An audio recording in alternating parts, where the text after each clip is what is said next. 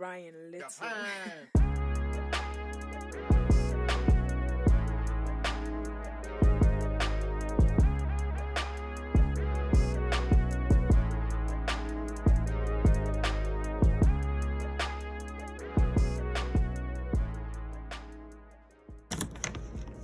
Alright, yeah, so I bought these beans online from a farm, and really the way you start, particularly with making either soy milk or tofu, is to start with the dried beans. Not sure why it says gluten-free. Yeah, I'm not sure it says that either, but just so you can see how it looks, it's much smaller and dry.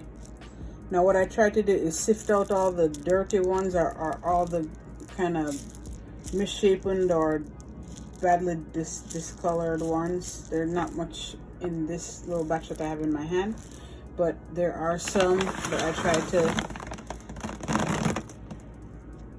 yeah, pretty much you just look for the odd ones, you take those out, and then you just soak them in water for 8 to 12 hours, which is what gets us to here. Looks so beautiful. And you notice like they're actually more oval, like elongated now since they've been soaked. It's really cool. So actually, if we just look, that's amazing. so you can see how much it's hydrated. This is a dry one, and this is the amazing. Wow, this is the wet one. Power of water. And as I mentioned before, you know, to get away, there's a beanie flavor to this. Largely through the skins, they say. So I try to take off the skins before I blend, so that it reduces the beaniness of the flavor by just rubbing them in my hand together, and then you'll see some of the skin starting to show up. Now I do this usually when it's soaked in water, so that it just starts to float at the top, all of the skins. But you're saying that it's like you don't need to take off every single the covering up of every single bean. Yeah. Just as long as the majority of it's removed. If you take off most of them, I mean, that's going to take you forever.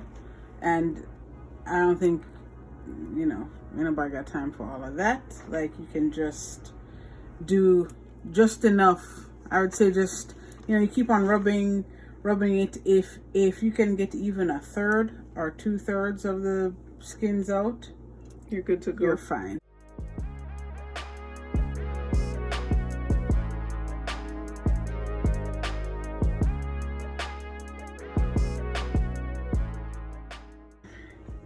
After you've soaked the beans adequately, you've thrown off the water off of them, you're going to the next part of just blending the soybeans with the water to start creating the milk. And the way I've done it, to take about a cup of soybeans, and the ratio is generally 7 to 1, so 7 cups of water to 1 cup of soybeans. Oh. So like I said, the ratio is about 7 to 1. I like mine a little thicker, so maybe I'd put like another half a cup. So let's say that's about 1.5, but I go up to 7 cups, which is about here. Perfect. And then just go ahead and start blending. So the thing is, the level at which you blend really depends on how strong your blender is. This is a Vitamix, so you don't want to over blend it, because the Vitamix is so powerful that it will just kind of become mush and will be hard to strain. So I just do enough until I really see it looks kind of milky. So, but you can use a regular blender or NutriBullet or whatever.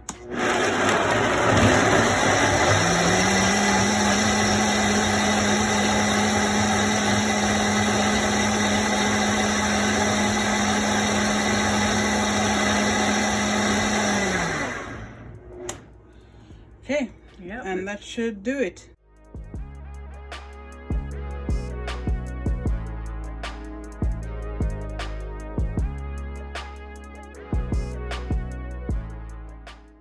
right, so we've blended it, and then now we're just going to strain it so that you can get the milk out.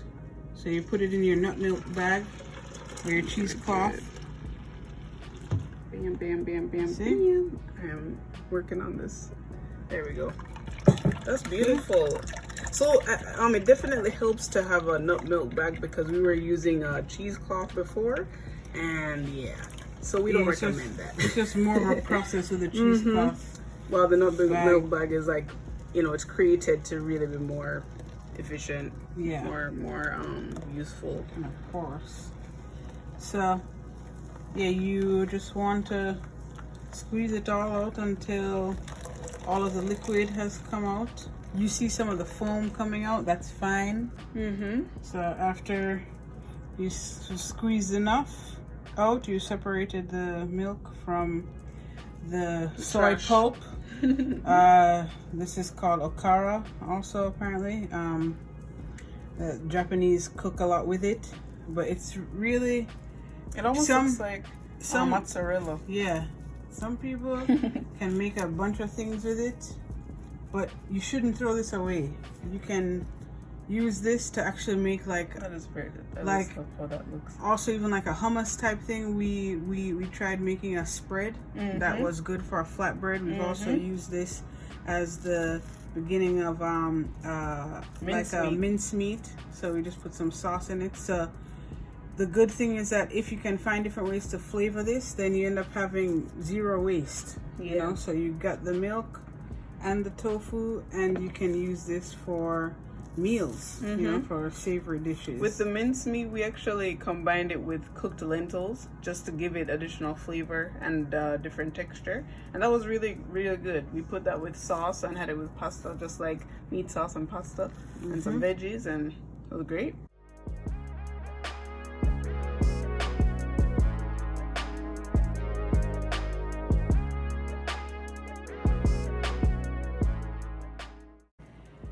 Okay, so as you see, after blending, there is a good bit of foam at the top.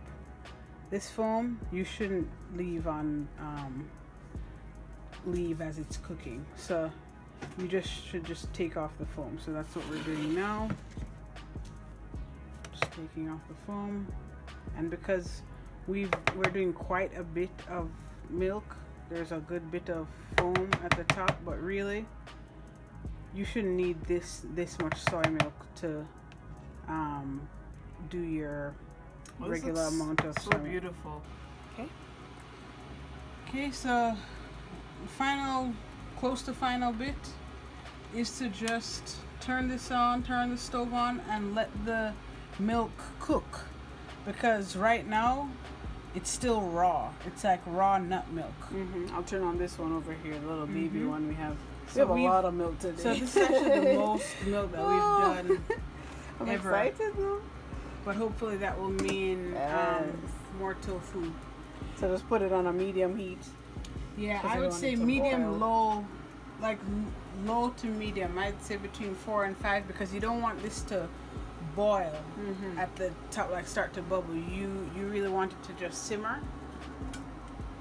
And you're going to let this cook or simmer for about 20 to 30 minutes. I would say, because we've done this much soy milk, it will probably be a little more than 30 minutes for us. But really, this is generally the amount of soy milk you might want to do at a time, and this doesn't need any more than 20 or 30 minutes. And again, for this, you would take off the foam at the top.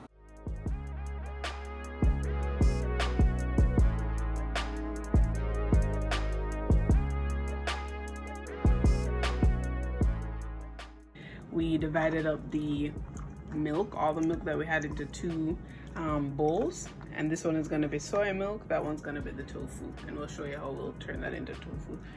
But now just flavoring this soy milk. So we put some salt in there, we put some vanilla. I'm going to put just a little bit of maple syrup in there.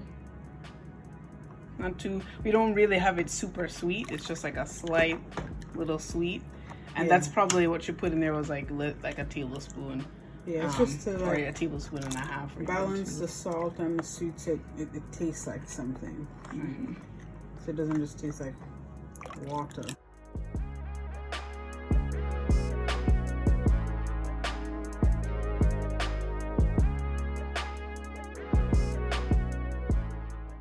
Alright, so to make the tofu, the only difference between this and soy milk is, so this is already the soy milk.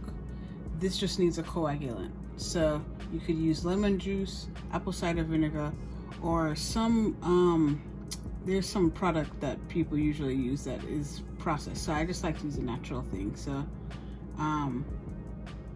That's a tablespoon of vinegar. Yeah, so you did 2 tablespoons. 2 tablespoons, okay. Perfect. For this amount of milk. Now, you see before, it's pretty milky. Mm-hmm. And then soon, you'll start to see it kind of separate. It's amazing how fast this works, right? It starts separating pretty quickly. You can already see it start cloudy. It's essentially curdling. So, like, you know, with milk, you're separating your curds from your whey. Like, that's essentially what's happening here, just with soy milk.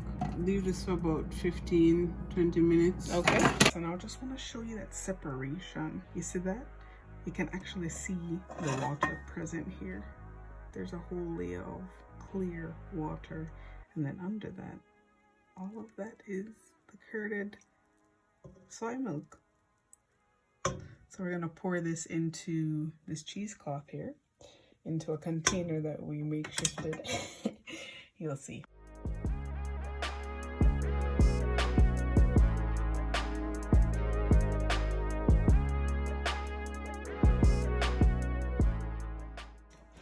so we're gonna take this out and we're going to pour this.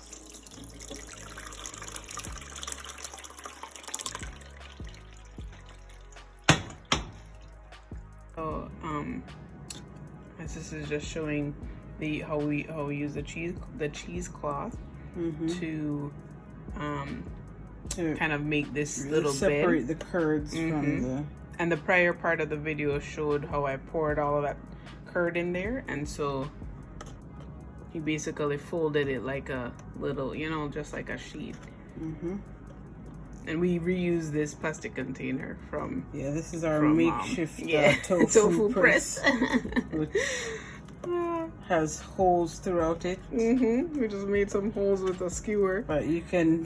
That's how we roll. You can just buy yourself a tofu press, and then we're looking into it. Hopefully, you'll have less problems. But now that we're like, we could really be doing this. But it does the job. I mean, you see, I just put holes throughout.